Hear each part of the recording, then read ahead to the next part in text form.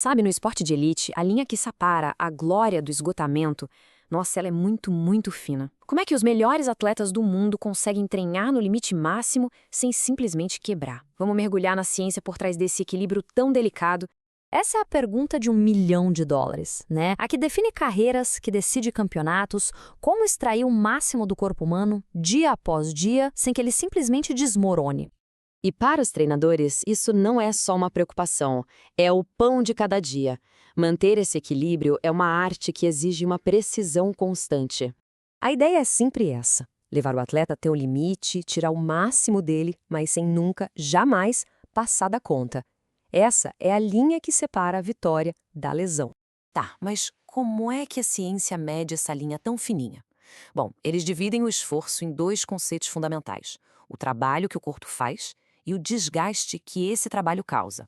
O primeiro é o que eles chamam de carga externa. Pensa assim, é tudo aquilo que o atleta faz e que a gente consegue medir, tipo a distância que correu, a velocidade, a intensidade do treino, tudo preto no branco. E aí vem a segunda parte, a carga interna. Aqui a coisa fica mais pessoal. É como o corpo de cada um reage a esse trabalho todo. É o desgaste, sabe? O estresse que aquele esforço causa no indivíduo. Olha, essa analogia aqui é perfeita para entender a diferença. Pensa num carro. A carga externa é o quão longe e rápido você dirige ele. Já a carga interna, bom, é o que o painel está te dizendo. A temperatura do motor, a pressão do óleo, é como a máquina está se sentindo por dentro. Beleza. Agora que a gente já entendeu esses dois conceitos, vamos mergulhar num estudo bem legal que tentou descobrir a melhor forma de ler o painel do atleta. Ou seja, de medir essa tal carga interna. Para fazer isso, os pesquisadores pegaram 25 jovens jogadores de futebol, da elite mesmo, e acompanharam eles por 3 meses. A missão? Entender qual era o melhor sinal de alerta do corpo, qual luzinha do painel acendia de forma mais confiável para mostrar o desgaste do treino. E eles não mediram um pouco a coisa, não. Foram 3 jeitos diferentes. Primeiro, a parte de alta tecnologia.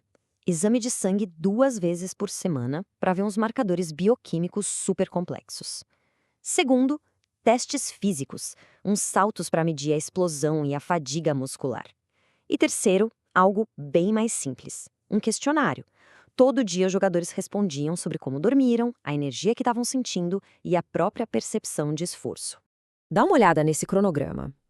Não precisa se apegar aos detalhes, mas a ideia geral é que a rotina era bem intensa. Desde o dia do jogo, passando pela recuperação até os treinos, os caras eram monitorados o tempo todo, combinando os exames de sangue, os testes de salto e os questionários diários. E agora, a gente chega na parte mais legal, os resultados. O que será que essa montanha de dados revelou, hein? A pergunta de ouro era essa.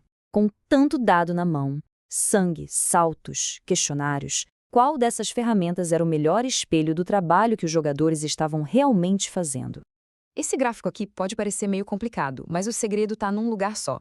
Os pesquisadores cruzaram tudo com tudo para ver o que fazia mais sentido. E a resposta mais clara, mais forte, não veio dos exames caros, não. Dá uma olhada aqui na última coluna, essa que está destacada. Foi aí que a mágica aconteceu.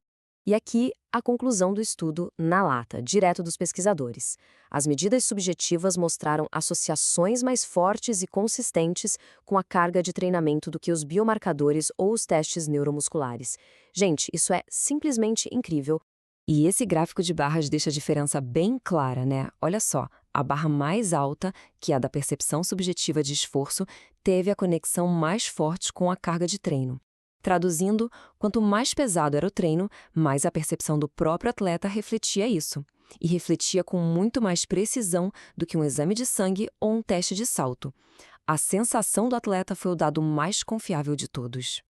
Então, tá, o que isso tudo quer dizer na prática? Qual é a grande lição, a ferramenta mais valiosa que a gente tira dessa pesquisa toda?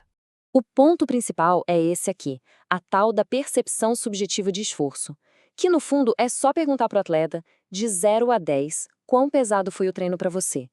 Essa pergunta simples se mostrou a forma mais precisa de medir o desgaste.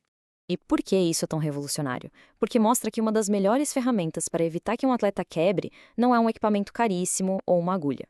É um bom e velho questionário bem estruturado. Uma ferramenta super acessível e poderosa para qualquer treinador de qualquer nível. E isso tudo deixa a gente com uma última reflexão, né?